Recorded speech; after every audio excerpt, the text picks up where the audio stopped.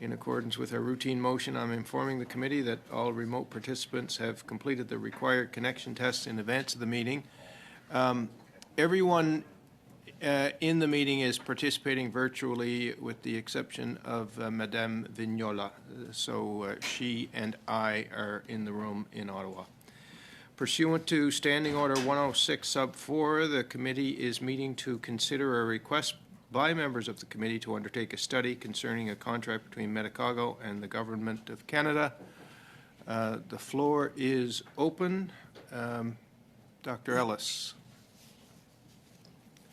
Well, thank you very much, Chair, and Happy New Year to everyone. And yes, I have grown a mustache since you last saw me. So just to clear up any confusion there may be. That being said, the reason we're here today, of course, is a much more serious topic, and that is the topic of $150 million paid to Medicago and Mitsubishi by the Liberal government. The concern that the Conservatives and I believe I will not speak for Madame Vignola, that the Bloc share, as they did sign our letter of concern in the 106.4, is of course the fact that when we read the redacted contracts which we'd been provided with, and remember a matter of public availability, what we don't see there is the reason why $150 million was provided to Medicago. And what we heard from the Minister of Health and the President of Medicago was that this is a requirement under the advanced purchase agreements or something similar to that. And when you read the redacted contracts very clearly, that is not there. Therefore, the concern that we have is there a problem with the veracity of the testimony given before this committee by the minister and the president of Medicago, or is the problem related to the fact that the unredacted copies of the contract and among other valuable items to which we at this committee have not been privy, that we know that those potentially may shine light onto this very serious issue of loss of $150 million. So with that being said, we thought it important on an urgent basis to get everybody back. I think that we all know the story of what has gone on here, that Medicago had a partnership with Philip Morris International, which therefore, because of the WHO's and the framework on tobacco that was also signed by Canada, therefore the WHO rejected the vaccine which was created by Medicago, which was because of course Philip Morris International was one of the partners associated with this development program.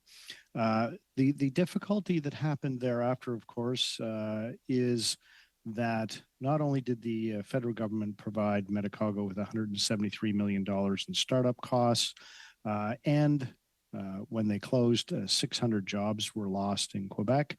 The vaccine was rejected by the WHO, which Canada really wanted to give to the COVAX program, which is an entirely different story. Of course, Canada being the only developed country that took vaccines from the COVAX program because of our slow start with respect to getting domestically produced vaccines. And therefore, what we became left with was the fact that indeed no vaccines were produced by Medicago, in spite of the fact that multi-millions of dollars were provided to that company by the Trudeau Liberals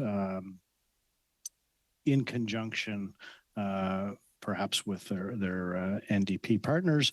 But that being said, we do know very clearly that no vaccines were delivered, and Canadians were then on the hook for the full bill with nothing to show for it.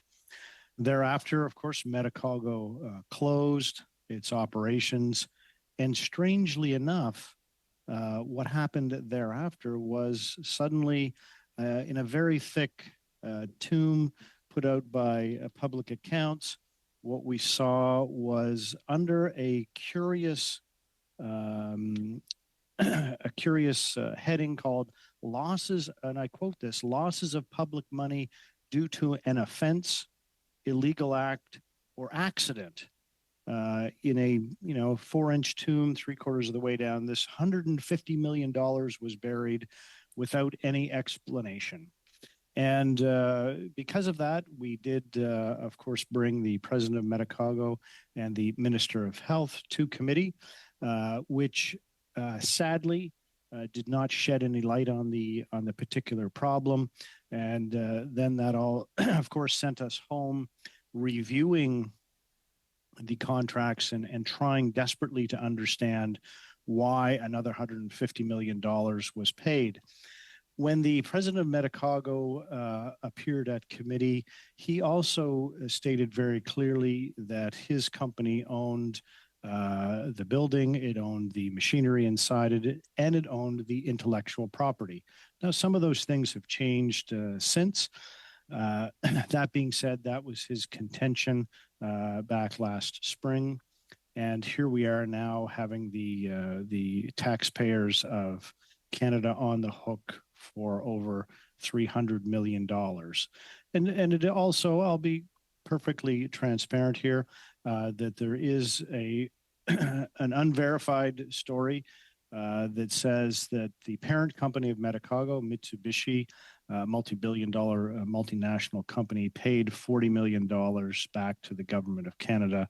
And once again, it becomes unclear as to why that happened. And what we're asking for here on behalf of the taxpayers of Canada is for clarity so that they can understand why their hard-earned tax dollars in a fiscal environment which has seen inflation soar to 40-year highs, in a fiscal environment which we see them every month being $200 away from insolvency, in a fiscal environment which sees that mortgage costs have doubled, in a fiscal environment which sees rent has doubled.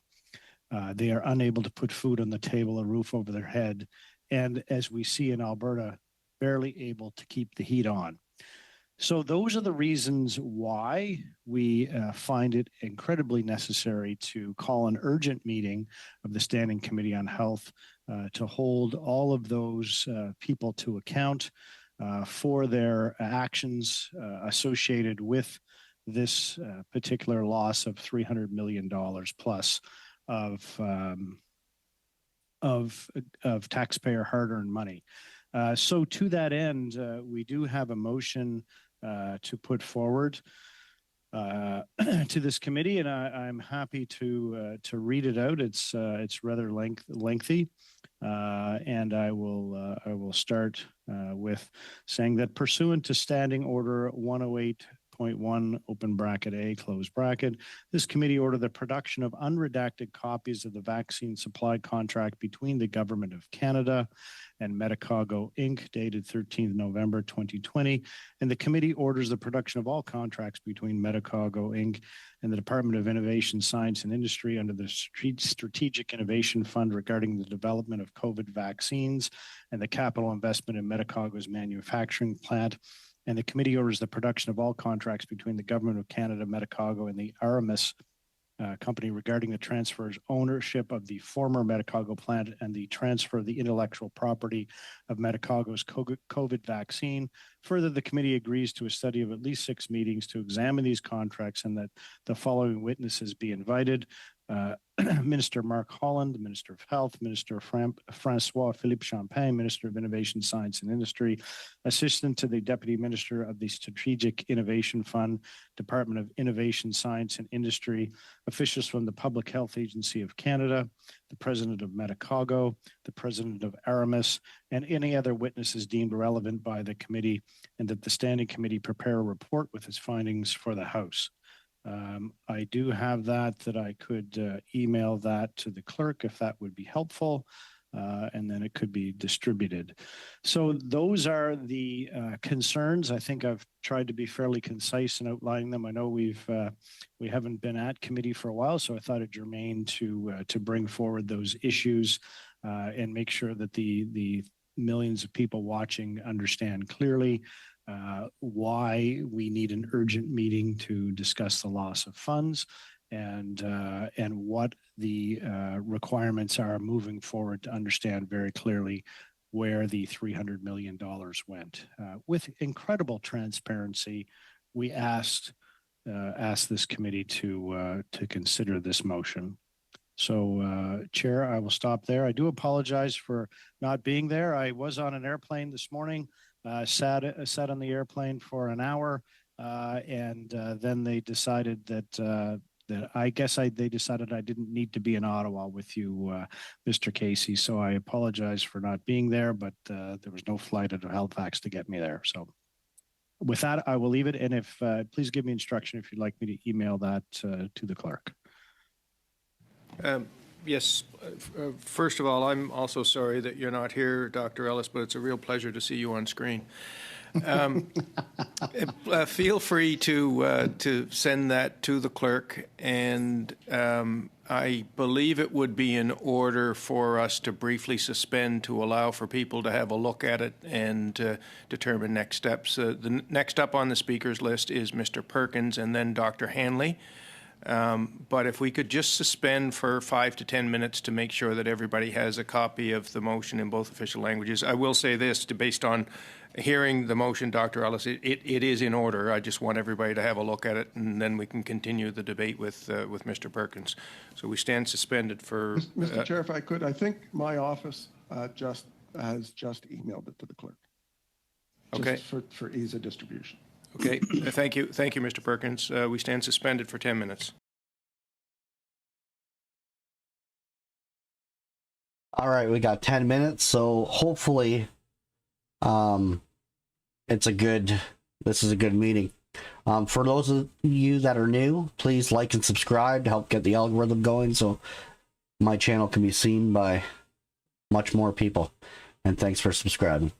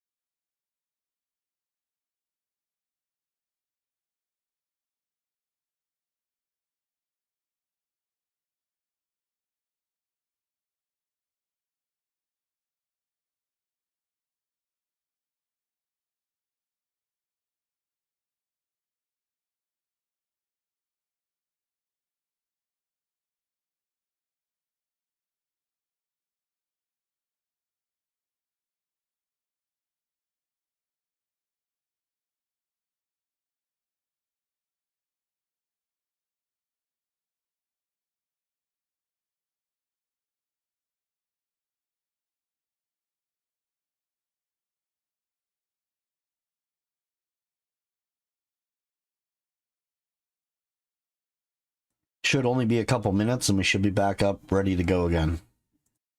So just hold on to your seats.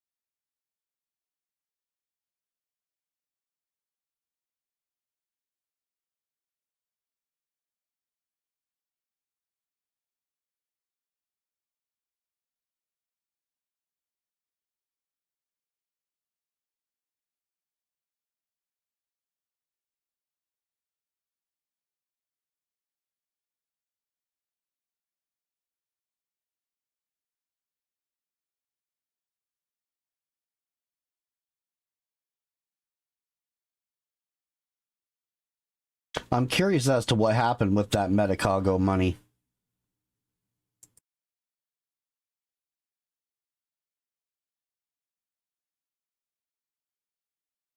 You know, it's kind of weird too because it was the only promising vaccine. It was plant-based vaccine, so it wasn't DNA altering.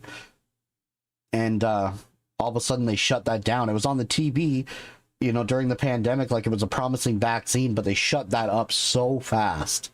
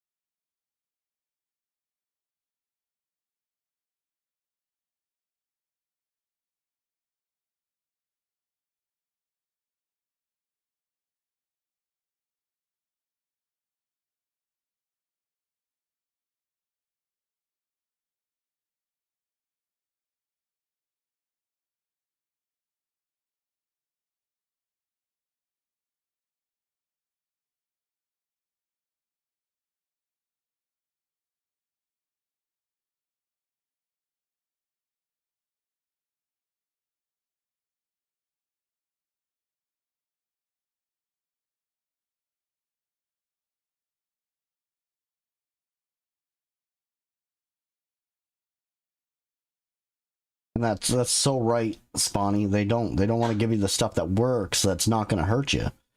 You know, the natural things. They don't want to give you any of that stuff. They want to give you the DNA altering bioengineered chemical crap that destroys your immune system, causes cancer, and all kinds of other things. That's what they want to give you.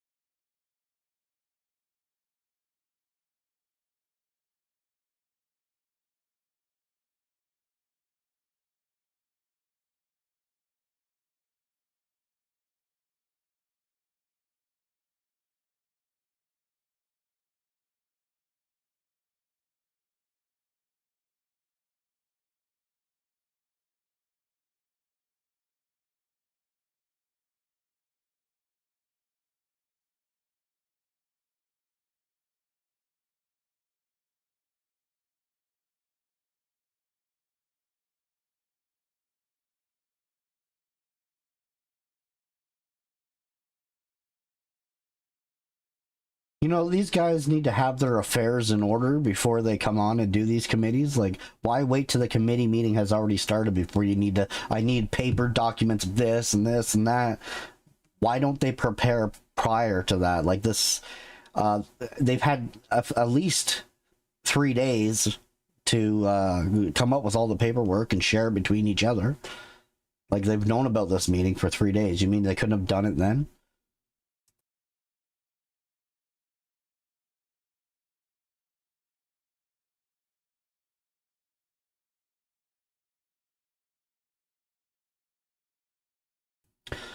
Well, Spawny, the whole idea is to keep you drugged up and enslaved.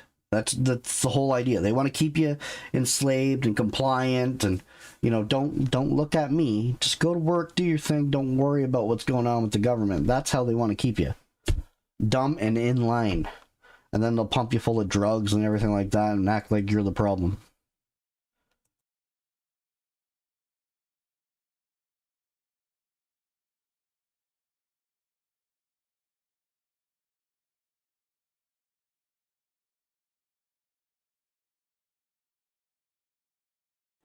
You know, it's funny. I'm in this Facebook group that it's it's a political group, but there's a lot of left and there's a lot of right, and then there's a lot of far left that think that they're centrist. It's unbelievable how many people are far left but believe that they're centrist when it comes to their political views, and they're completely wrong. And they think anyone that is centrist, like is actually centrist, like a libertarian, anyone that fits in that category, the far left considers to be far right. It's whack-a-doodle, man.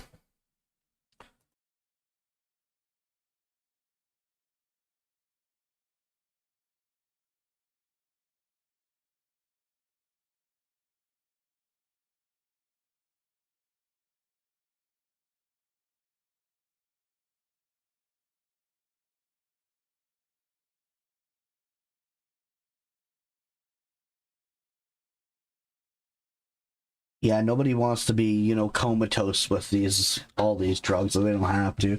I'm one of those people that I don't even like taking an aspirin, or, well, I can't take aspirin, I'm allergic to it, but I don't like taking, say Advil or Tylenol or things like that, unless I actually need it. Sometimes I do. I get vestibular migraines, so I have to pump myself full of these drugs sometimes, otherwise I'll end up on the floor. But I don't like to, and I don't do it if I don't have to.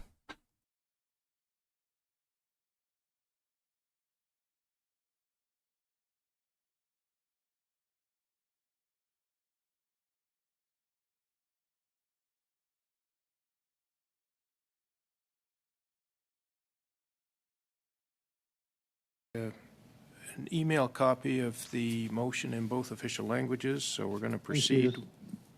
We're going to proceed with the speakers list, beginning with Mr. Perkins. Thank you, Mr. Chair, and Happy New Year, everyone. Good to see you all. I too intended to be there in person, but had the same flight issues of Mr. Ellis.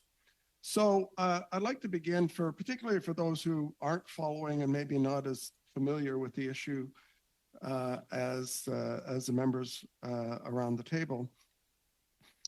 In November 2020, the Liberal government of Canada signed within 5 days 2 contracts with a firm called Medicago, based in Quebec City, which is or was owned a majority by Mitsubishi Chemicals, the largest company in Japan and the 43rd largest company in the world, and minority ownership, the Philip Morris tobacco giant. They signed 2 contracts from 2 different government departments.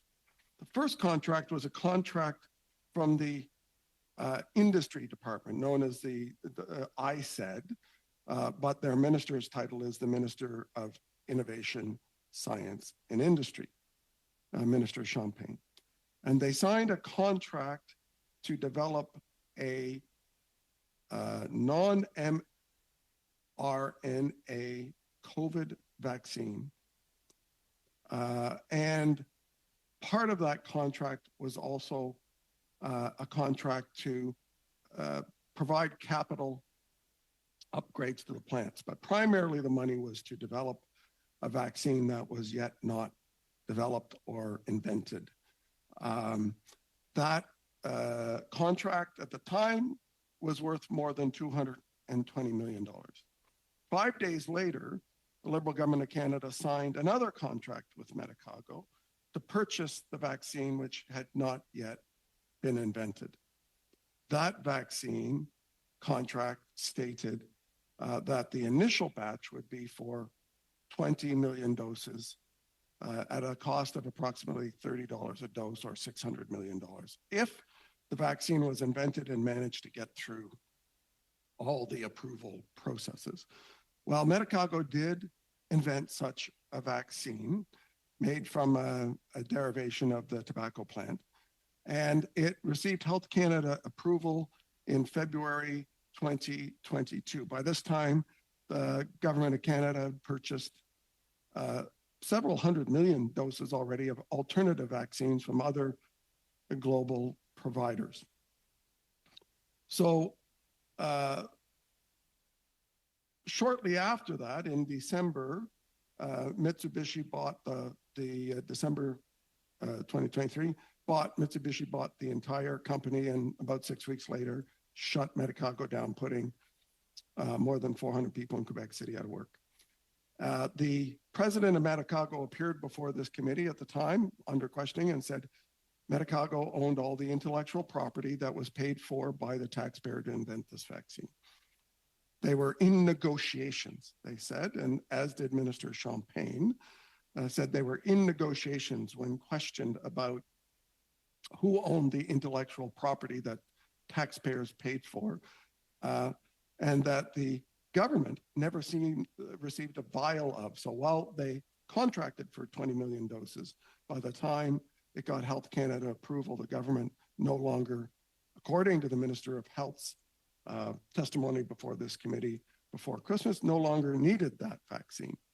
So we have a situation here that may be confusing to people.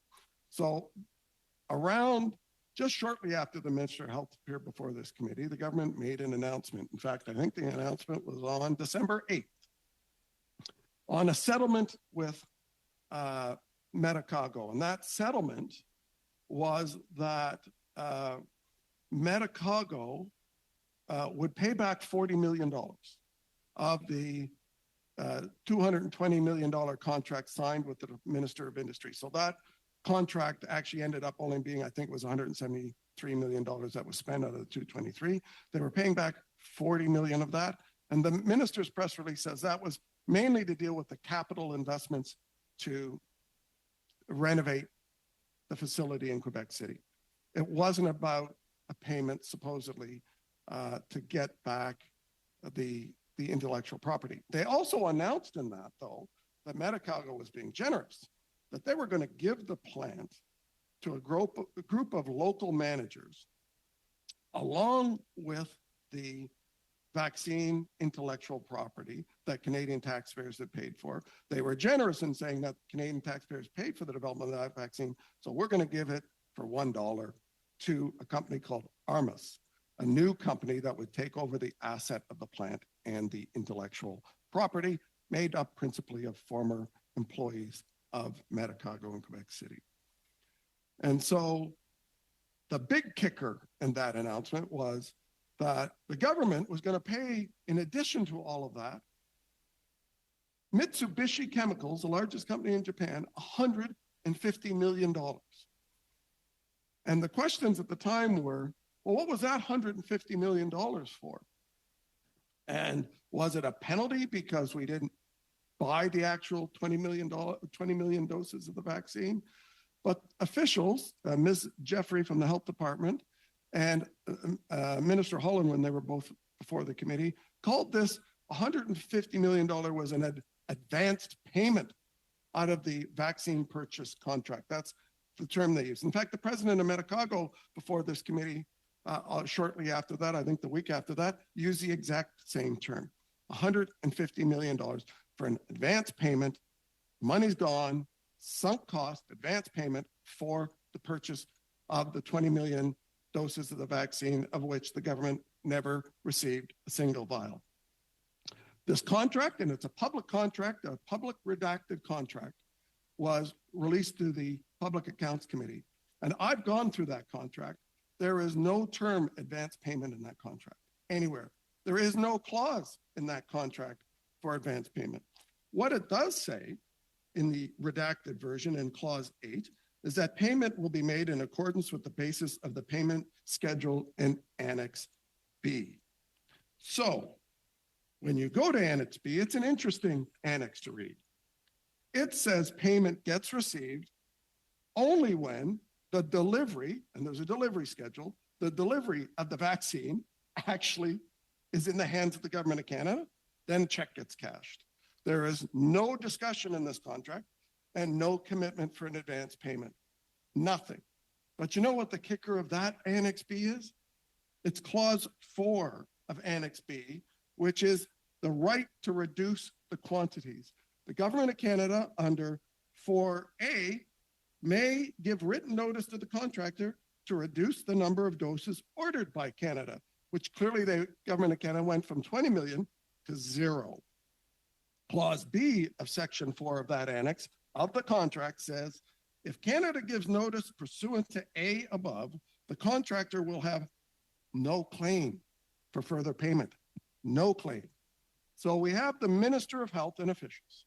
We have the President of Medicago appear before this committee saying that the $150 million was a payment for a clause that does not exist. In fact, in the contract, it contradicts that and says the government of Canada owes no money if it reduces the payment. So what is the payment for? It's either, as the minister said in committee, because he never read the contract before he paid the $150 million, he said in response to my question, he hadn't read the contract when he signed off on sending the largest company in Japan $150 million.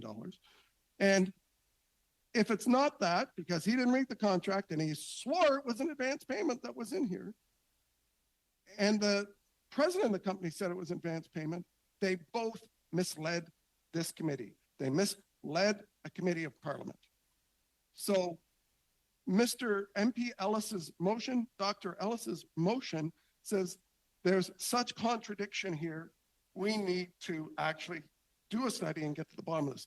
We need the Minister of Industry to come to this committee and explain why he either paid out over $173 million of taxpayer money to develop a vaccine which he didn't own and didn't put the contract provisions or have the smarts to put in the contract he owns. He also then may have been involved in a discussion, because he said publicly he was in a discussion with the company on the terms of repayment of this and the intellectual property. And they came clearly to another deal that said, we're going to give you $150 million of taxpayer money on a clause that doesn't exist in the purchase agreement. We need to see the contracts from the Strategic Innovation Fund that the Department of Industry signed, the contract that developed this vaccine, and see whether or not there's advance payment in there. Obviously, there's no advance payment for a vaccine that didn't exist. We need to recall the Minister of Health, the president of Medicago, to explain why they claim there was a clause in this contract to purchase the vaccines that does not exist, why they didn't abide by the contract, which says the government of Canada doesn't owe any money if no vaccines are ordered. We reduce the quantity. What is it? It looks to me like the government of Canada is one of two things. Totally incompetent because none of them ever read the contracts and just accepted and wrote checks. Two, they have actually paid the intellectual property twice. They paid $173 million to Mitsubishi to develop this vaccine, and now they're paying them another $150 million for apparently technology we already own. So what's the basis for that $150 million? The only way we're going to get to the bottom of it is if the contracts under the SIF program that were signed by the industry minister are made public, if the unredacted version of this contract is made public, and if the contracts signed between Medicago, Mitsubishi, and Aramis and the government of Canada on this December 2023 deal that paid the $150 million are made public, so that we can find out why taxpayers have paid over $300 million for a vaccine that never produced a single commercial vial and gave it to taxpayers in Canada. Why is it? This is a massive scandal. I don't believe it's a political scandal in the sense that there may be Liberals involved, but to me it looks like a massive incompetence scandal on behalf of these Liberals yet again, who don't read contracts they sign, who don't read the payments of checks of taxpayer money they send to large global companies. This is outrageous to me. And if this committee does not have a vote for the motion that's here, it's voting for a cover-up. It's voting to cover up the Liberal incompetence on pissing away $300 million of taxpayer money when there is no contractual requirement to do so. Incompetence, stupidity, government waste. What's the reason? What's the reason that ministers came before this committee and claimed they were compelled to give that $150 million payment for a contract and a clause and a term that does not exist? Either it was intentionally misleading this committee or it was just sheer incompetence. So I can't believe that people would be so dumb as to give out $150 million to the largest company in Japan without reading the contract and without verifying that in the bloody contract that it requires them to do so, which it does not. So I call on members to vote for MP Ellis's motion so that this committee can get to the bottom of this $300 million scandal of this Liberal government. Thank you. Thank you, Mr. Perkins. Dr. Hanley, please.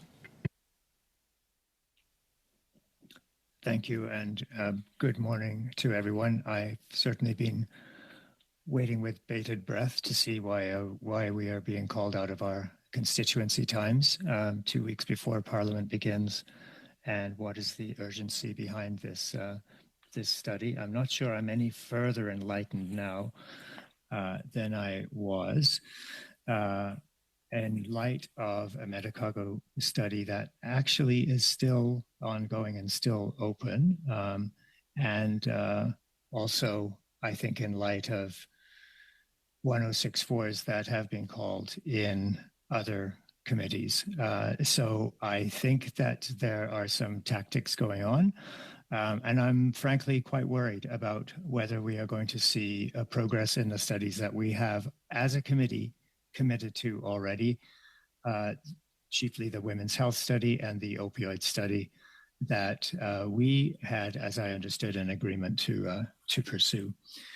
We are all for transparency, and in that light, I do have some amendments to propose. I am not in favor of spending 6 meetings further on this when we already have had meetings on Medicago. It has already been before public accounts. And if there is a desire to review contracts, then I think we can support that, but not in favor of further derailing the incredibly important studies that we have on the docket waiting to go when we actually come back into session the week after next. So in that light, I would like to move an amendment, and if you indulge me, the amendment will read as follows, and we will circulate this in English and French. The amendment will be that the motion, the words be deleted after the words dated November 13th, 2020, that the rest be deleted, and the following be added.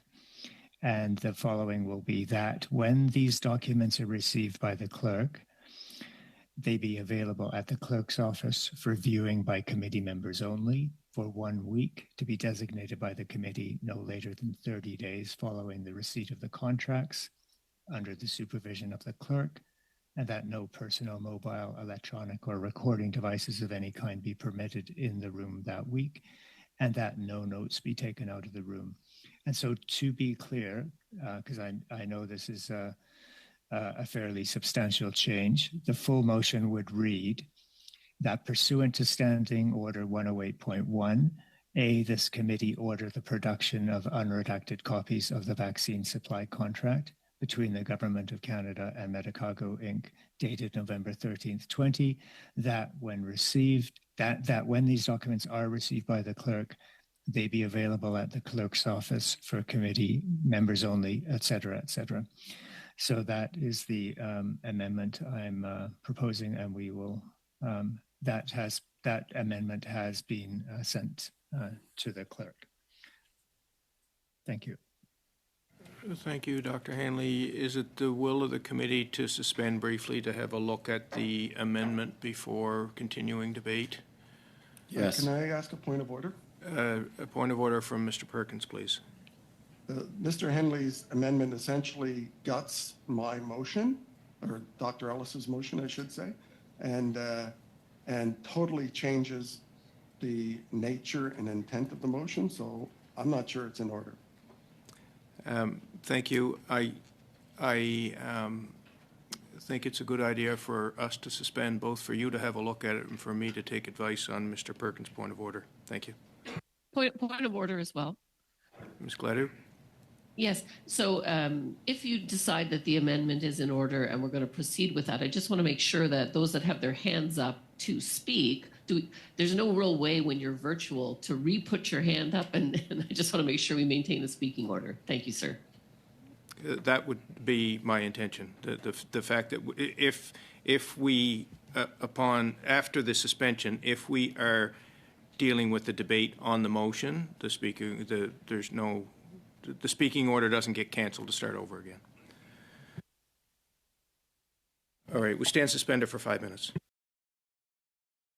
All right, there you have it. You get to see it actually happen. That is a cover-up trying to happen right now. Like, you're visually watching them try to cover it up. It's unbelievable. I couldn't believe that he had the gall to say that while being live, so everyone can hear that the fool is literally trying to cover up the $300 million scandal.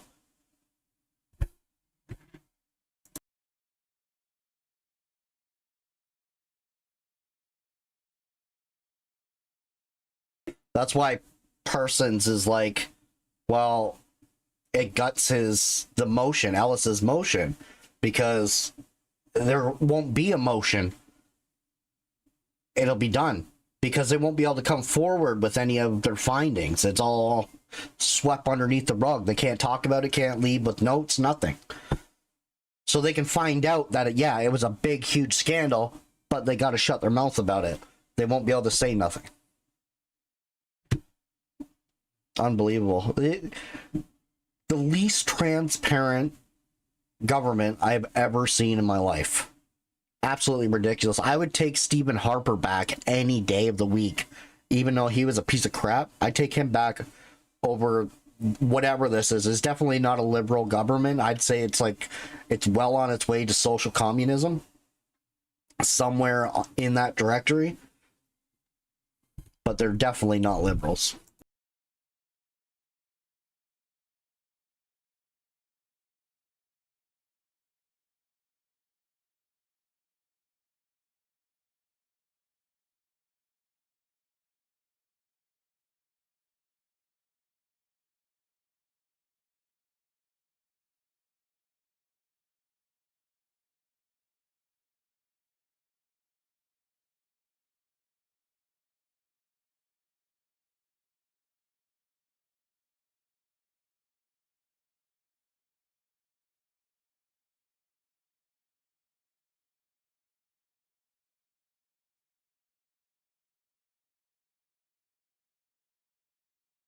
Well, the reason why I say that is because Harper has done some pretty shady stuff as well. His government was a lot better at keeping it secret. That's the difference.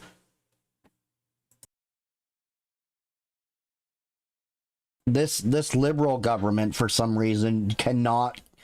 They make their corruption scandals are so massive that there's no way of keeping it out of your face. You're going to see it no matter what.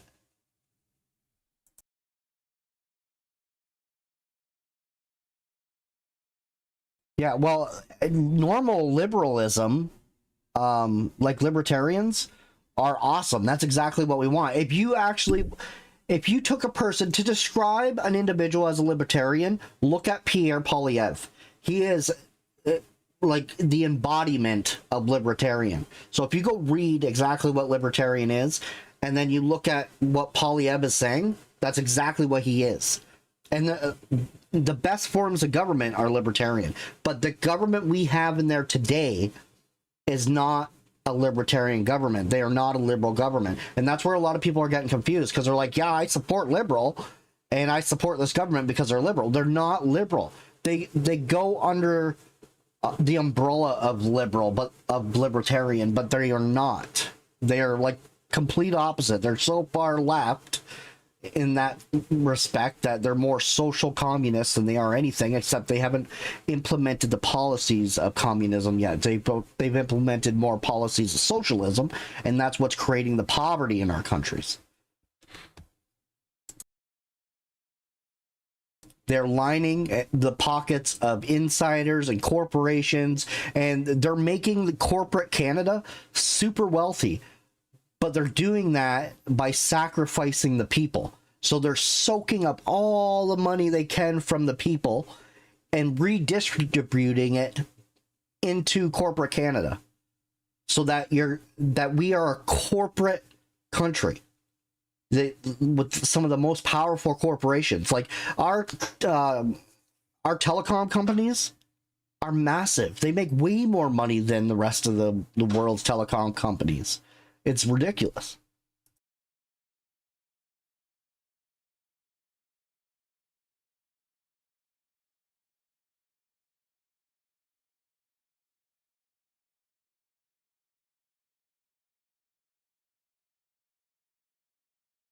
I don't have to give them any ideas on implementing communism. They're well on their way there.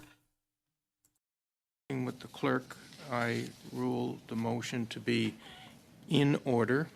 Mr. Perkins makes a valid point that the scope of the motion is substantially reduced by the amendment. It isn't unusual for witness lists to be impacted by an amendment. The amendment continues to remain consistent with the spirit of the motion, which is the production of documents, and so I therefore rule it in order. And the next up on the speakers list. Mr. Chair, point of order. Yes, Mr. Perkins, on a point of order. Well, I respect the advice that you've been given. I don't agree with it. Dr. Ellis's motion talks about releasing these important contracts publicly, and talks about making sure that all of the contracts are available and open so that we can expose this. The amendment says that we're going to keep it secret. That's the opposite of what the motion says. The motion is about open and transparent contracts, putting the contracts in a situation where nobody except the committee members can see them, can't talk about them, can't do anything on their confidentiality, and nobody in the public sees it, is actually the complete opposite of this motion. So I challenge the chair on your motion, on your ruling. Thank you, Mr. Perkins. So there is a motion to challenge the ruling of the chair. That is not debatable, and we'll go straight to a vote. So the question for the committee is, shall the ruling of the chair be sustained? So if you vote yes, you're agreeing with the chair. If you vote no, you are challenging the ruling of the chair. So Ms. Atwin? Yes. Mr. Henley? Yes. Mr. Joahi? Yes. Mr. Polowski? Yes. Ms. Sidhu? Yes. Monsieur Paulus? No. Mr. Ellis? No. Mr. Perkins? No. Mr. Majumdar? No. Madame Vignola? No. Mr. Davids? Yes. 6 yeas, 5 nays. So the ruling of the chair is sustained. The motion, the amendment is in order. The debate is on the amendment, and Mr. Davies has the floor.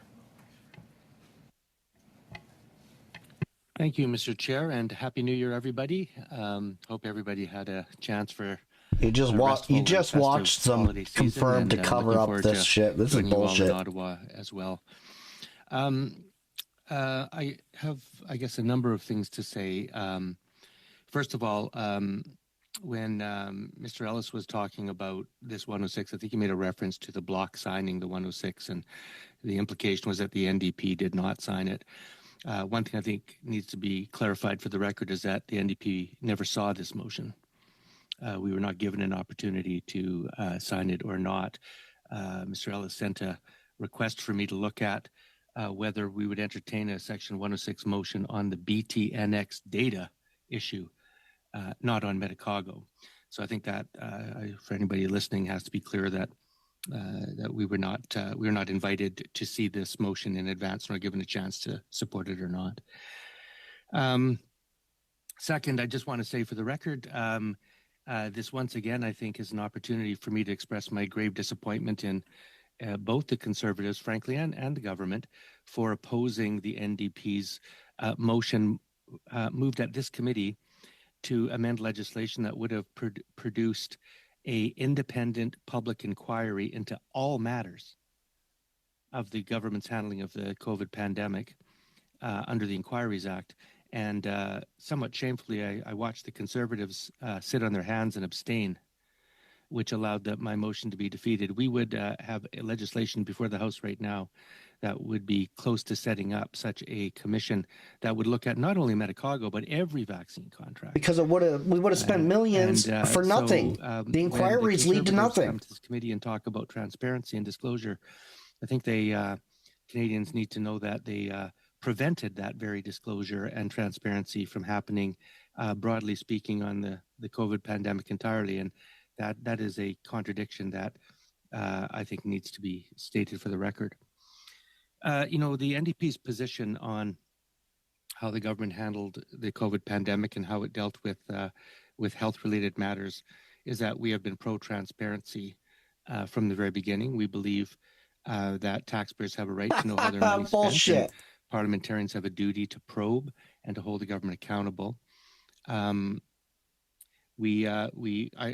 remember Prime Minister Trudeau's statement when he was elected in 2015 that he believed in government that is open by default, and I think that's a wise way to approach it.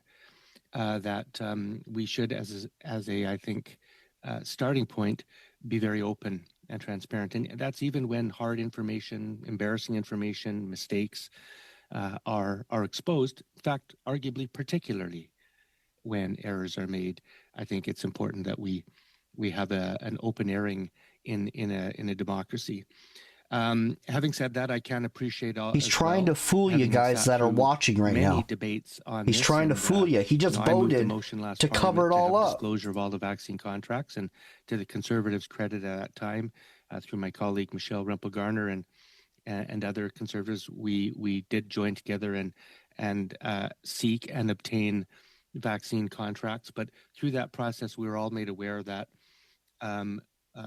totally unredacted contracts by commercial arrangements from the government is a delicate matter. I can appreciate that there can be certain commercial sensitivities. For example, price. When you have commercial vendors dealing with the government and multiple competitors are competing, they probably don't want their internal pricing structure to be known necessarily by their competitors. So I understand the need for some redaction. I will say that I think that that concept has been over relied upon by this government, and that's been, I think, unfortunate, because I think too many things have been held back under the guise that it's commercially sensitive when it really isn't. And so I think we have to be careful to strike that balance.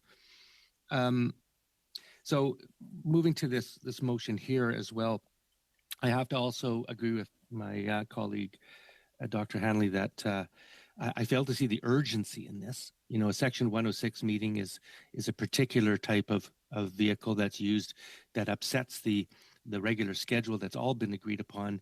And it, to me, as a responsible parliamentarian, it's used for when a matter of national importance that's urgent requires our committee's attention. And I would point out that we do have an open Medicago study that this motion could have been moved at any time during that or during our regular sitting. So I don't really understand why we're here on a Friday before in our constituency week, as Dr. Hanley mentioned. I'm talking about getting a contract. The issue is done. The contracts are there. They're not going to change this week or a week or two from now.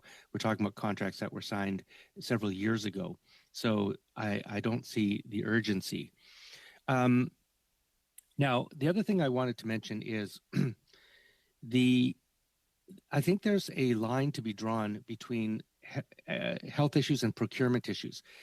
When I read this motion, I didn't get a chance to study it in detail. Obviously, we only got it this morning. But when I read this motion that was originally put before us and as amended, it is deeply delving into, I think, issues of procurement, intellectual property, and the financial transactions. We are the health committee. And, there is an industry committee. It's already been pointed out several times. The medical contract was sought and obtained at the Public Accounts Committee. So we have multiple committees that are looking at this. So the question I have in my mind is this a good use of our time as Health Committee, particularly, as I will talk in a moment, given the competing priorities? Because we can't deal with everything. We have to prioritize our issues. So is this issue to delve into, to have Minister Champagne, who's not even the minister responsible to this committee, come before us as we delve into commercial transactions and fiscal issues around procurement, important as they are. I will grant that to Mr. Perkins. He's done. I want to commend him for the deep dive he's done on this. He appears extremely knowledgeable about this. He's clearly read the contracts in great detail. It's not that they're not important. The issue is whether or not this committee's time as the Health Committee is this the proper venue for that. I find myself being unpersuaded by that. I want to talk about the competing priorities. We have a women's health study that's underway that's never been studied by this committee.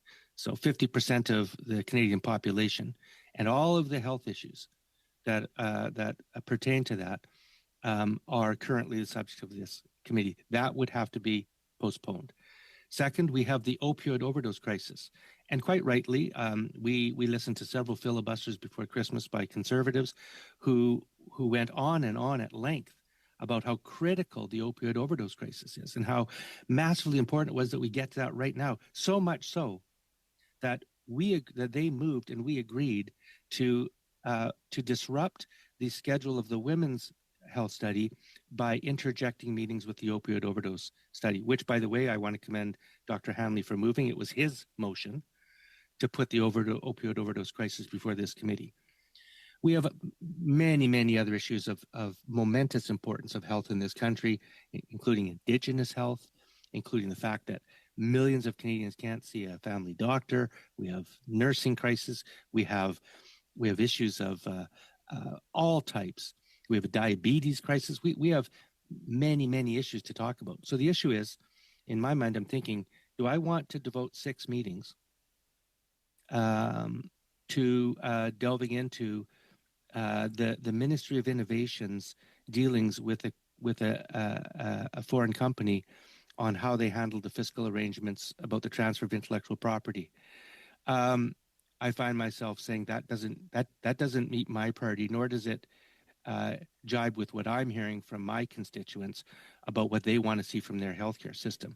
Now, fiscal probity is important. Financial accountability is important. Nobody wants to see waste. I think the Conservative motion is very, very good at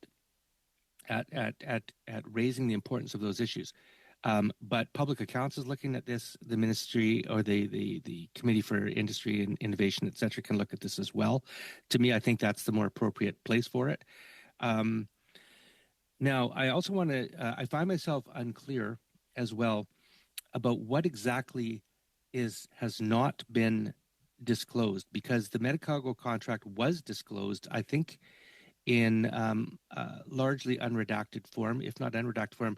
I think Dr. Hanley's motion, if I'm not mistaken, I may be, replicates the conditions that surrounded the disclosure of the Medicago vaccine contract at Public Accounts.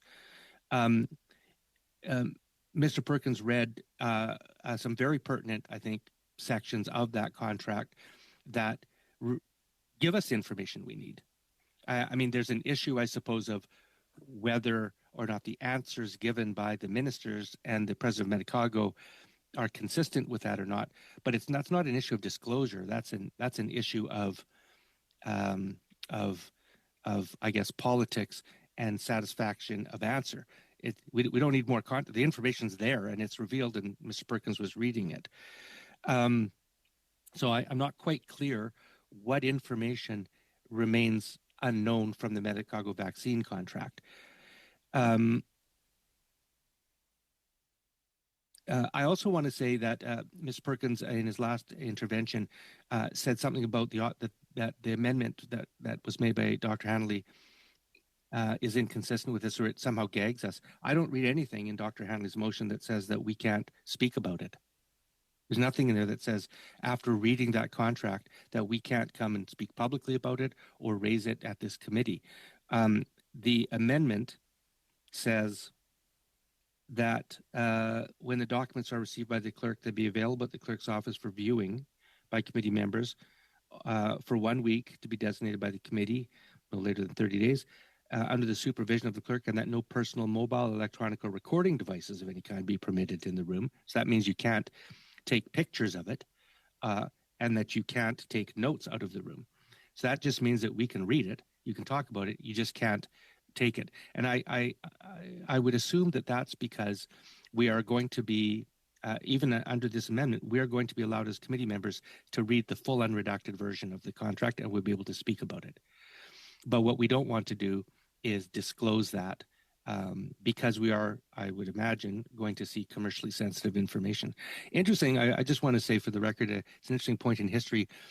If the time ever comes where there is a conservative government, I'm going to remember this day very, very clearly and make sure that any future conservative government reveals full unredacted versions of all commercial contracts that they have with all vendors with the federal government. And we'll see if that happens. I did serve under a majority and minority conservative government. I can tell you that was absolutely not the position of any conservative government or conservative member of parliament. So that makes it okay for your government and the Liberal government to do it? So what kind of justification is that? I want to say that I think that the amendment is a measured amendment. It allows us to see the unredacted version of the contract, which I think is a good thing. It allows us then to see whether there's anything in the redacted versions that might cause us to want to schedule more time or recall a minister. I want to say again, 6 meetings. Nothing I've heard today would warrant devoting 6 meetings. Better part of it, that's a month in the parliamentary calendar terms, to this, when we don't even really know if the unredacted versions are going to really indicate anything particularly profound or untoward. Maybe it will, but what I'd like to do is move in measured fashion, read the contract, see the unredacted version, and then we can decide as a committee if we want to, or individually, whether we think that there's anything that is worth putting back before the committee to study. And again, what I'm going to be looking for as well is whether or not I think this is more of an issue of finance, procurement, or industry, or whether it's a matter that ought to occupy the health committee's attention at this time. This guy is literally stonewalling this committee meeting right now. That's exactly what he's doing. Urgent, frankly, fatal issues facing many Canadians while we talk. And where I'll conclude is this: do Canadians want us to be getting on with the opioid study, where there's families right now who have loved ones who are dying today? I think the number is, 7 people will die in Canada today, if I'm not mistaken, from the opioid overdose crisis. The overdose crisis that your government and the Liberal government created? Between several companies and the government, when other committees are seized of the matter and are more properly mandated to deal with them. I would rather deal with the matters of life and death and health, pure health, that are before this committee, as opposed to that grandstanding to try to embarrass the government in many different ways. So I support the amendment, and I'll be voting in favor of it. Thank you, Mr. Davies. That was a whole crock of bullshit. The most bullshit I've ever seen come out of somebody's mouth. Thank you, Mr. Chair. Well, my colleague from the NDP spoke, and we don't really know why NDP is trying to block us from getting to the truth in all this. Because it has to do with how the government is managing things when we were dealing with the pandemic, with all kinds of contracts under the Department of Health that ordered the vaccines, and how those amounts, those funds were managed. That has to do with the Department of Health. So it has a connection with the Health Committee in that way.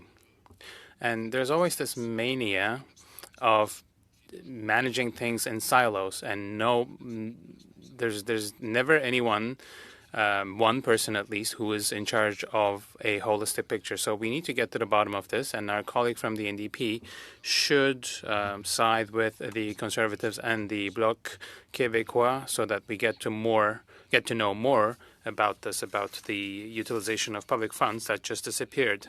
So my colleague, Mr. Perkins, was also saying this. We're not necessarily talking about a scandal. We're talking about competency of management. So we just want to know what happened with the contract and why those amounts were spent. So where are we going with this? We have the amendment before us. Our Liberal colleague moved it. And then there's also the NDP, where I'm just trying to situate myself in all of this, but I think the issue at stake here is super important and it's urgent. I'm in Quebec. I'm from Quebec. That's where it happened. Medicago was supposed to develop vaccines here, have facilities here, but the first scandal broke when we found out that after having received $173 million, the company was bought by Mitsubishi, and then there was this other payment of $150 million that was made without further us knowing any more about what was going on. So I think we are in a position where we have to shed light on what happened, why the money was paid, why the money did not come back. The government of Quebec also engaged in similar schemes, but they were reimbursed at 100%. So that was more efficiently done. But we have to understand why we're trying to beat around the bush, and rather than getting to the bottom of it. Merci, Mr. Paul. Thank you, Mr. Paulus. Dr. Pawlowski, please. Yeah, I think we want to get to the vote, but having said that, I'm sufficiently ticked off about this that I want a couple minutes to speak about it. Yes, this is an important matter. How the government spends public money is important, and that's why we're willing to vote for the opposition to be able to look at the contract. So be it. Go ahead. However, to bring this forward as a 106.4 motion, I think is a real abusive process. That's something that's urgent. These are contracts which are at least 2 years old. I remember, and those of us who sat on HESA throughout COVID will remember the fact that we had long discussions about the release of the contracts at that time. This is 2 years later. These are contracts which are already being made available to another committee, and yet some conservative in the middle of the night wakes up with this brainwave that, oh my God, what happened with those contracts? And we haven't seen. Let's call back HESA committee to discuss this right now. Well, is that really more important than, for example, the opioid study? I'd be far happier to be sitting here and talking about the opioid crisis, which the Conservatives were talking about over the last number of weeks. There's, as to Don's numbers, the number 6 came up, the Government of Canada website says 22 deaths per day. Is that worthy of calling back HESA? No, doesn't seem to be, not to the Conservatives. They'd rather bring up this issue of the contracts and procuring contracts because that's more urgent. How about the women's study? And how about the things that we studied, like recommendations on breast cancer screening? Like, I don't know, thousands of women die every year from Canada because of breast cancer. You would think that maybe that would be something we would urgently talk about, but no, that's not urgent either. What's urgent are these contracts that are 2 years old. So I think it's a real abusive process that we're called back to discuss this. Is this more important? Should we put aside all those other things to study this for 6 sessions? Absolutely not. And you guys should be embarrassed for making this motion. Thanks. Thank you, Dr. Pawlowski. Next, Ms. Atwin. I'll cede my time, Mr. Chair. Thank you, Ms. Atwin. Ms. Gladue, please. Thank you, Chair. First of all, I want to clear up some of the misinformation and disinformation I've heard so far. The Public Accounts Committee is not looking at this issue. They are seized with other issues. And as I understand it, the Industry Committee is busy looking at the Sustainable Green Fund scandal, the problems with C-27 privacy bill, the Stellantis contract scandal. So they are also not looking at this. And I'm extremely concerned with the pattern of behavior I see with medical contracts. We've got this Medicago one, where clearly there were 2 contracts and there's been a $150 million payment to Mitsubishi that isn't mentioned anywhere in anything that we've seen. And so that's questionable. And this is on top of things like the Frank Bayless, let's spend $172 million, buy ventilators, never use them. And then where do we get the money back or sell those ventilators to do something like these kinds of things are happening all the time. And when the ministers come, we always hear they didn't read their emails. They weren't aware of the details of the contract, but there are electronic bank records that go with every one of these transfers. So I don't accept that we can't get to the bottom of where this is.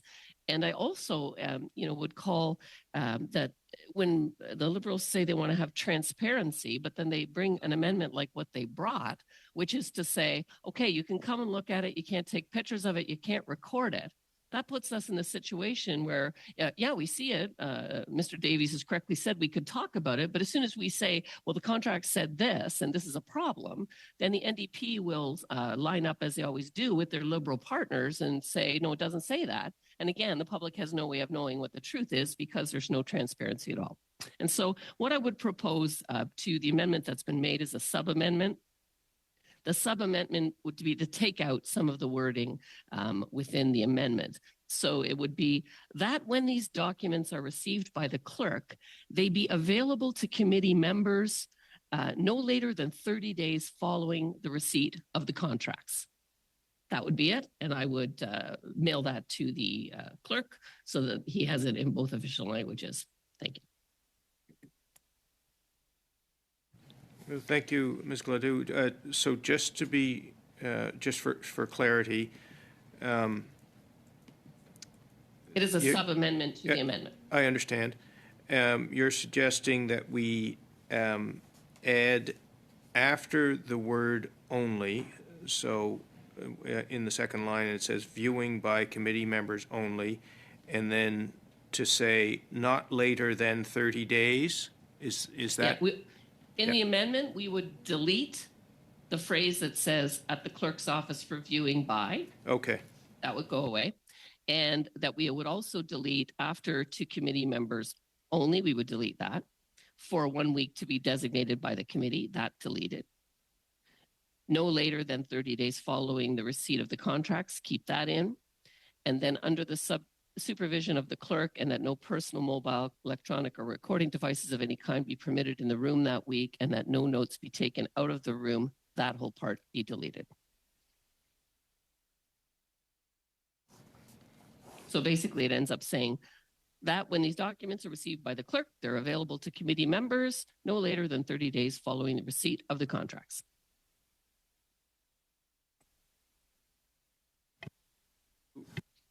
Thank you. That amendment is in order. Do we need some time to see that, or are we ready to continue? Anyone require a suspension to have a look at the wording? I think we're good. Keep going. Mr. Chair, I'd like a suspension for 5 minutes. I like the process of sending it in writing to us so that we have it all in front of us in writing. Agreed. I'm inclined to agree with Mr. Davies. We're suspended for 5 minutes.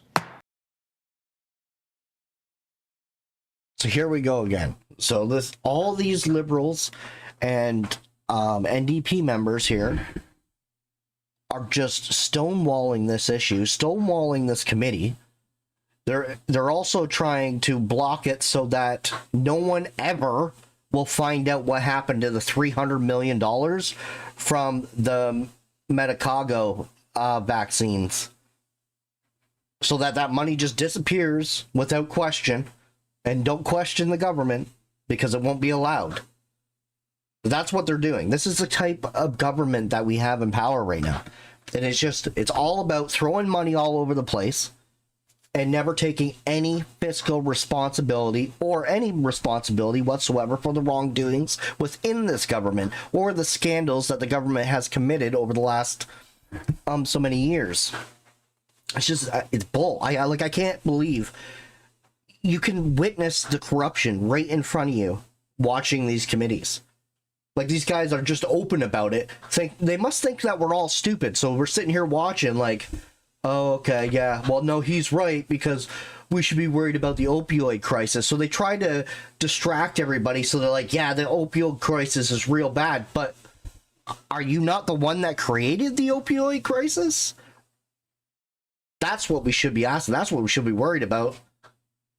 They're the ones that created it, but they're using it as a smokescreen right now so that to deter you away from the issue that's at hand, and that's the $300 million that went to Mitsubishi, a company that bought up Medicago at the last minute when that money was being transferred over, and then disappeared with the money. Blows my mind how they can get away with this when people can blatantly see what is happening. I think the problem is that not enough people are watching this shit, and not enough people are coming forward with this and questioning, why are these guys doing this in these committees, I should say. Like, why are they trying to block it from the public? Like, do you not serve the public? Because the last time I checked, they worked for us, but yet they're trying to keep information from us.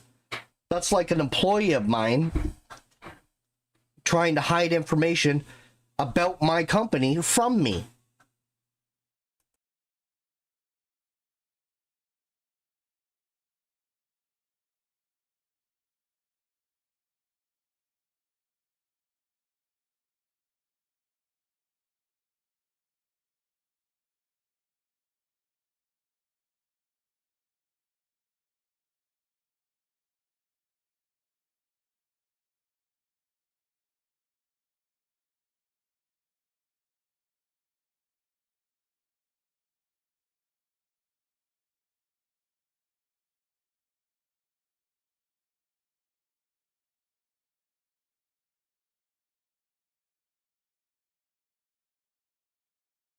I just laugh every time they bring up the opioid crisis. Yes, like, we got an opioid crisis we got to worry about. We got a manufactured crisis that we need to worry about. Just so happens that we need to only worry about it when there is another issue that puts the government's credibility on the line.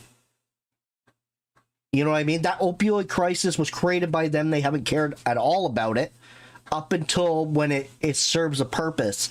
Now that it's a manufactured issue in society, they'll bring it up when the purpose is to block something or to distract from what the government's doing.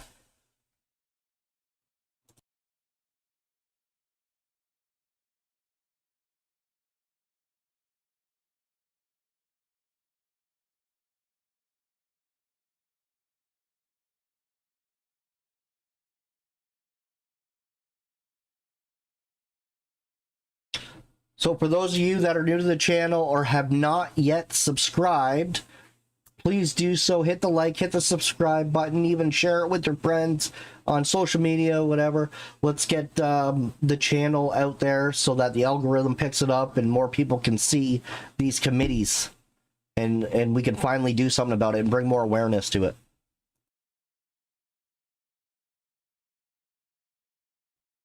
It is.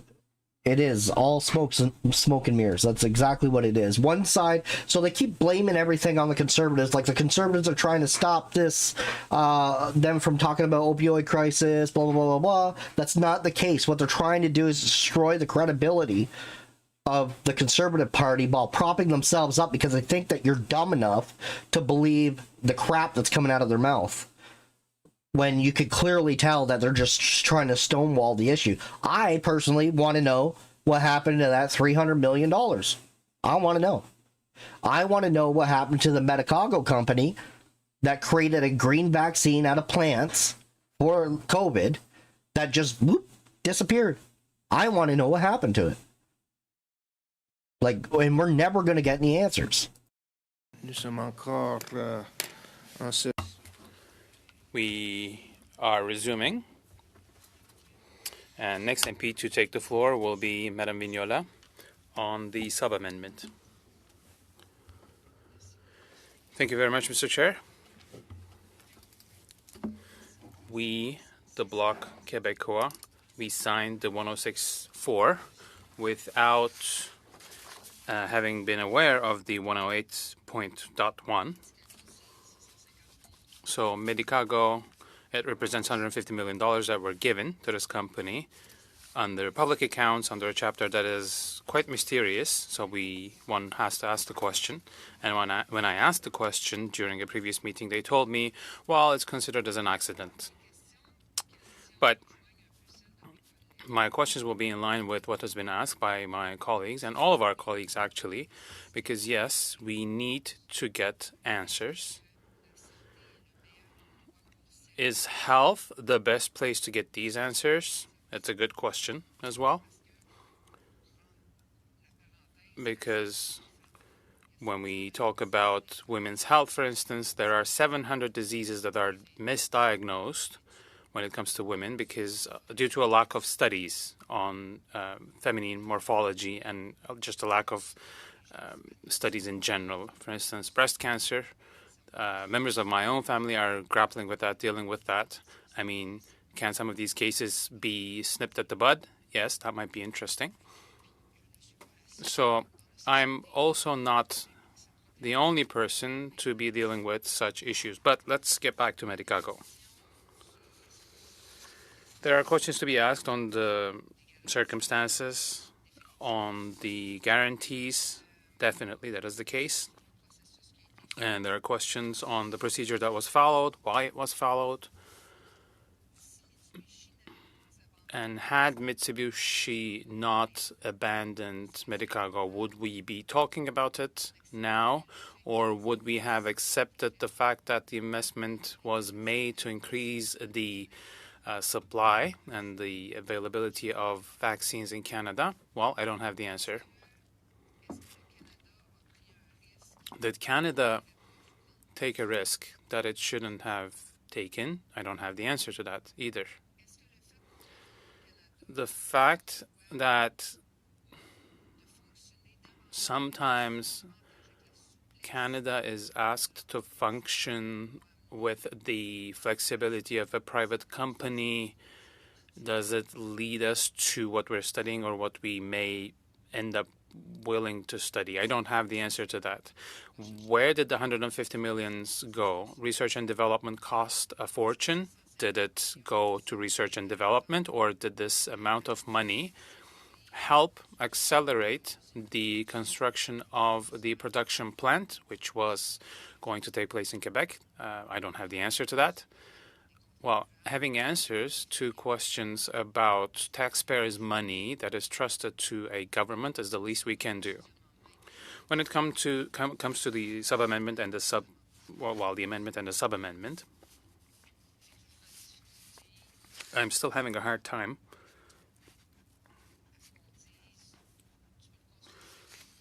understanding the thing about, yes, you can look at the documents, but you cannot talk about it.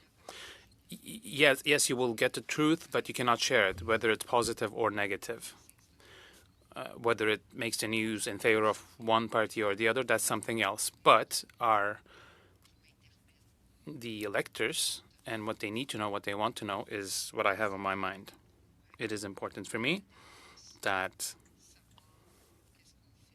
people in our ridings know what we did with their money, their taxes.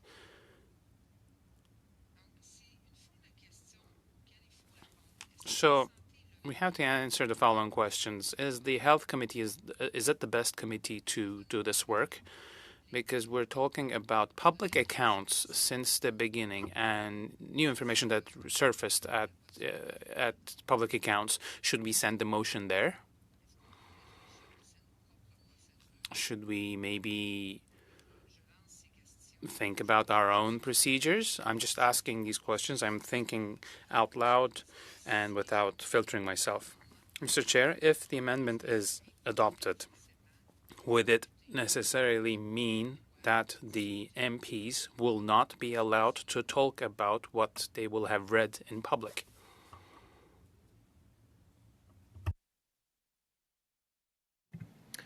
Merci, Madame. Thank you, Madam Vignola. Next up, Mr. Majumdar. Thank you. You know, I was listening to our NDP Liberal colleagues being inconvenienced by being brought before this committee to explain how $150 million of lost money by pure government incompetence are not somehow a priority to my constituents. Well, they're telling me this is important. They're drowning under a cost of living tsunami, a mortgage meltdown coming their way at the speed of a freight train. And this government, this coalition, is not interested in revealing the transparent facts around their incompetence of over $150 million. The carbon tax has been making life absolutely intolerable. I'm in Calgary. You have all seen the weather that we have to deal with here. So don't tell me and lecture to me why this is not a priority for my constituents. So I wanted to respond to some of the pablum I was hearing from some of our colleagues around the table very clearly. I think it's important to proceed to a vote. I defer my time to Dr. Ellis. Well, that's fortunate because the next person on the speaker's list is, in fact, Dr. Ellis. You have the floor, sir. Thanks very much, Chair. And can you just refresh the committee's mind here? Is there more speakers after myself, sir? I have Mr. Perkins, followed by Mr. Davies, and that is the complete speakers list at this time. Great, thank you very much. You know, it's interesting. You know, we have a country that's falling apart. We have a healthcare system that is crumbling before our eyes. As mentioned, there are 22 people dying every day by opioids, and therefore bringing a motion forward with respect to $150 million at Health Committee, which directly assesses the veracity of testimony given by the Minister of Health and the President of Medicago at the Health Committee, makes perfect sense. What better time to do it than when Dr. Pawlowski didn't want his vacation or his time with his constituents interrupted, nor did Mr. Davies. That really makes no sense to me. We're here to work on behalf of Canadians, and as Mr. Majumdar correctly pointed out, so many Canadians are reaching out to us. And listen, I'm sure they're reaching out to you guys as well and gals, whether you want to admit it or not, that they are being crushed by the fiscal irresponsibility of this government. I find it laughable that Mr. Davies says, well, we didn't ask him to sign the 1064 when he wouldn't sign a 1064 which directly is related to a loss of $2 billion more because a company lied. Health Canada knew about it, and they accepted it as being true and moved forward anyway. So why would I ask him to sign a letter when he won't sign one for $2 billion, he won't sign for $150 million, and the results, of course, of the way he votes to gut this incredible motion that was before committee here today for transparency, which Dr. Hanley correctly said in his opening remarks. He talked very clearly about transparency and then introduces a motion to gut the transparency. Wow, talk about hypocrisy. Anyway, you know what? That being said, we know that there's an innumerable number of scandals. There's not enough committees to handle all the scandals this Liberal NDP coalition government is creating. And of course, there are not enough committees to attempt to address the fiscal incompetence that continues. Therefore, I'm quite happy to get to a vote so that we can ask everyone here where their cards are going to be laid and what side of history that they are going to choose to be on. That of competence, good fiscal management, or are they going to continue to be the costly cover-up coalition?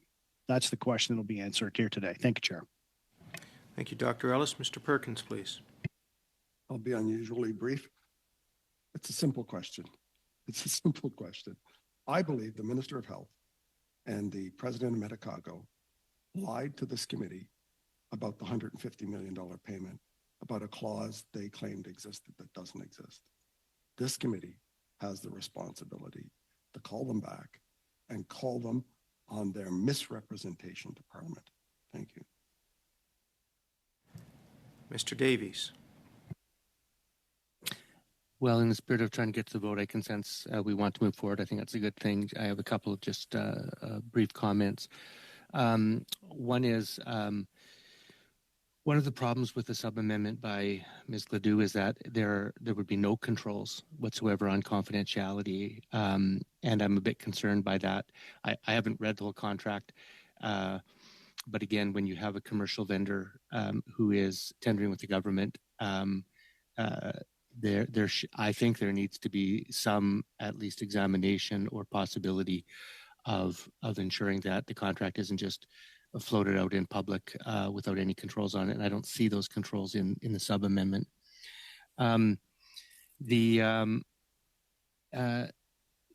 The issue is, as well as I'm going to repeat again that my reading of this motion, and I think Madame Vigneault asked this question without an answer, but we can speak about it. We can share it, just can't reproduce it.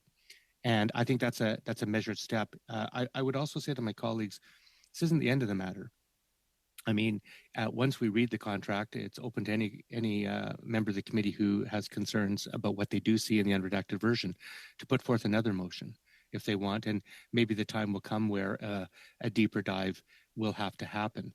I'm just not necessarily convinced that that's happened yet.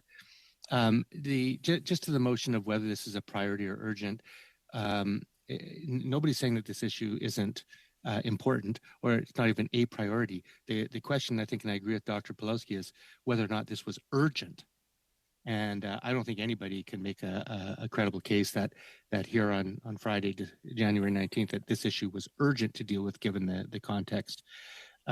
We can debate how much of a priority is. I still will stand with the 20 people dying a day and the opioid overdose crisis as being a bigger priority than the nuances of this contract, as important as it may be. Finally, I just want to say, my issue with Dr. Ellis, I didn't know clairvoyance was part of his medical skills as to anticipate what I would or wouldn't agree to. Interestingly, when he asked me to consider a 106 on the other issue of $2 billion, which, by the way, has not been established yet, my only issue was that I didn't think it was urgent. I didn't think it warranted us meeting today to discuss that. So I may support it in the future or not. I don't know about his mind reading skills. But interestingly, if his argument is he wouldn't have the courtesy to show me this motion in advance because I didn't vote or didn't support one much larger, one might ask the question, why didn't he introduce the motion that he said he would on the much larger issue? If there's a $2 billion scandal, why didn't he introduce a 106 on the $2 billion scandal, not the $150 million scandal? Like, so the logic there is as distorted as can be. So anyway, I'm happy just to go to a vote on this. I think this is an important issue. I think it warrants further investigation. I'm happy to support transparency. I'm happy to support all committee members to see the unredacted version of this contract, and I'm happy to see where it goes from there. And I think the attempt to frame this by the Conservatives that if one doesn't support their motion with all of the issues involved, like the 6 meetings and the involving the industry minister and all this, if you don't support that, you don't support transparency and accountability is simply wrong. So I think this is a measured step towards more transparency, and I'm prepared to support it. Thank you, Mr. Davies. That exhausts the speakers list on the sub-amendment. So we're now, unless there are any other interventions, we're now going to proceed with the question on the sub-amendment. Just want to be crystal clear exactly what the sub-amendment is, and the clerk is now revising the last email that was sent out because it included a reference to the office of the clerk that I don't think was what Ms. Gladue moved. So my understanding of the sub-amendment is that it is to delete after the word available, delete the words at the clerk's office for viewing by committee members only for 1 week to be designated by the committee, and to delete the words after the word contract, so a deletion of the words under the supervision of the clerk, that no personal, mobile, electronic, or recording device of any kind be permitted in the room that week, and that no notices be taken out of the room. So what we would be left with after the sub-amendment is that is the following: that when the documents are received by the clerk, they be available no later than 30 days following the receipt of the contracts, period. Point of order? Yes, Ms. Gladue, go ahead. It's very close, but not quite. Go ahead, please. When these documents are received by the clerk, they be available to committee members no later than 30 days following the receipt of the contracts. Thank you. Okay. Is everyone clear on the wording of the sub-amendment? Just, Yeah, go ahead. Sorry.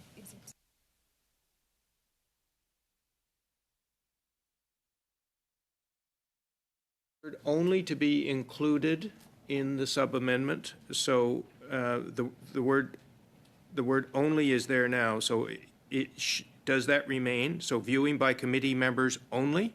Yes or no? No, only. So that word So should they could be viewed. It's removed. So that word should be removed as well. That's part of the sub-amendment. Yes. Okay. Correct. Okay. So Understanding everyone's very for everybody. is everyone clear on the Conservatives wording are trying of to the open it up sub-amendment, so or do you want everyone can see Do it. you want another email with the wording that we've just discussed? It's actually being sent as we speak. So my question for you is, are we ready for the question? Yes, I think we should call the question. I see nodding heads. So the question is on the sub-amendment. All those in favor of the sub-amendment, please raise your hand.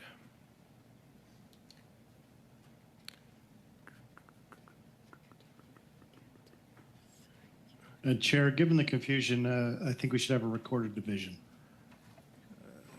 A recorded division has been requested. Madam Clerk? Yes. Ms. Atwin?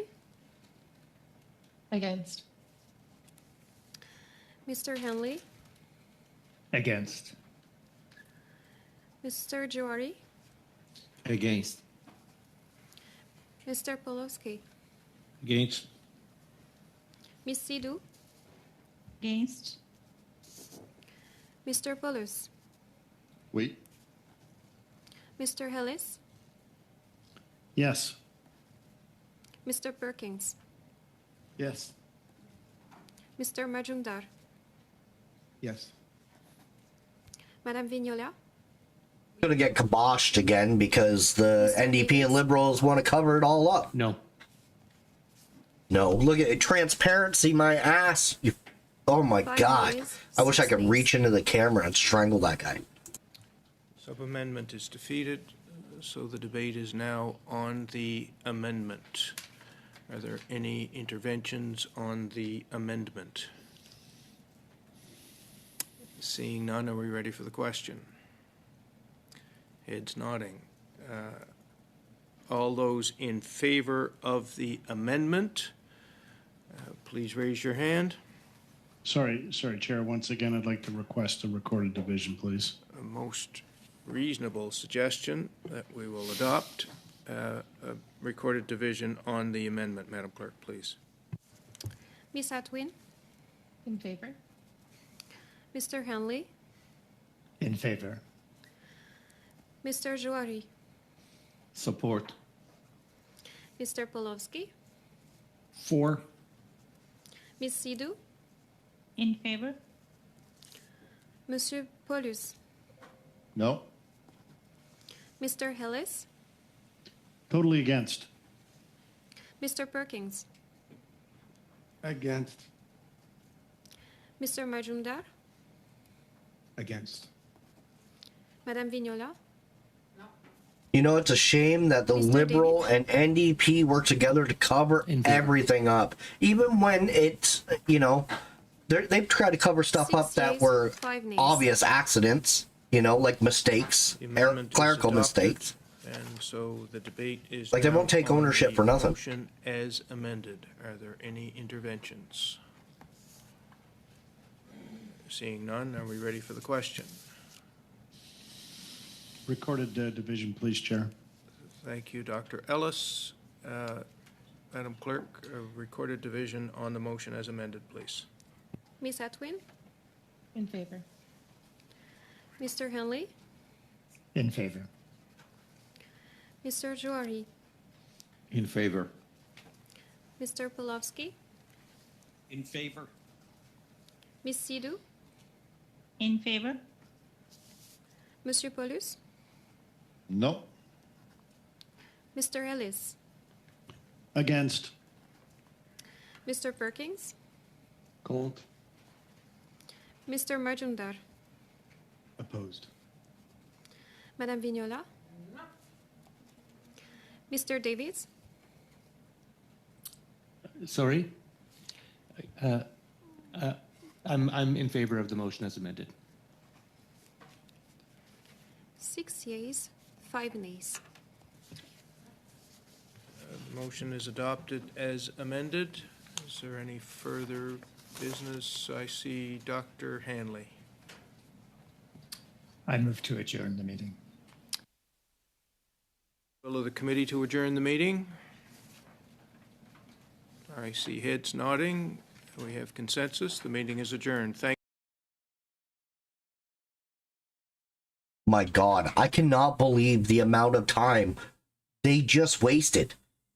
Because the Liberal and NDP wanted to stonewall this entire committee. And then try to use their, you know, fabricated issues that they've created to try to cover everything up. Like, it's unbelievable. Anyways, anyone that hasn't already, like, share, subscribe to help support the channel. I think we got a couple days that we don't have anything live, but I will be posting what's to come in the agenda for the House of Commons. I will be posting it on my YouTube channel. So it will be available later on for everyone to see. But for now, have a great one, and we'll see you later.